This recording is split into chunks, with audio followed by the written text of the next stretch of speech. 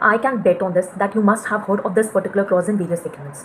Hello everyone, today we are going to discuss a very important clause that is exclusive jurisdiction clause.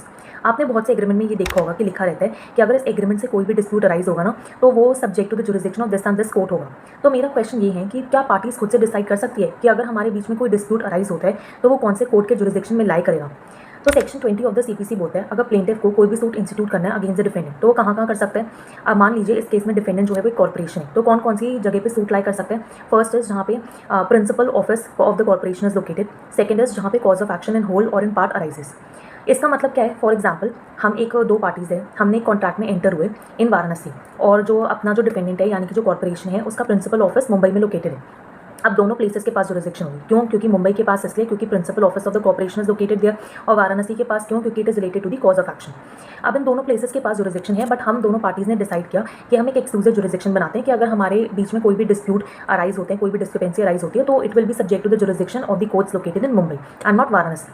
लेकिन section 28 of the Indian contract act 1872 बोलता है कि आप ऐसे कोई भी एग्रीमेंट में एंटर नहीं कर सकते that absolutely restrains the party from enforcing their rights in ordinary tribunals. तो अगर आप मान लीजिए कि दो कोर्ट्स के पास जुरिसडिक्शन है और आपने एक कॉन्ट्रैक्ट बनाया और भले ही म्यूचुअली अग्री कर लिया कि सिर्फ एक कोर्ट के पास जुरिसडिक्शन होगी अगर आपके बीच में डिस्प्यूट्स अराइज होते हैं, तो क्या जो है आप एक पार्टी का राइट एब्सोल्युटली रिस्ट्रेन नहीं कर रहे एक दूसरे ऑर्डनरी ट्रिब्यूनल में जाने के लिए, अपना राइट इन्फोर्स करने के लिए।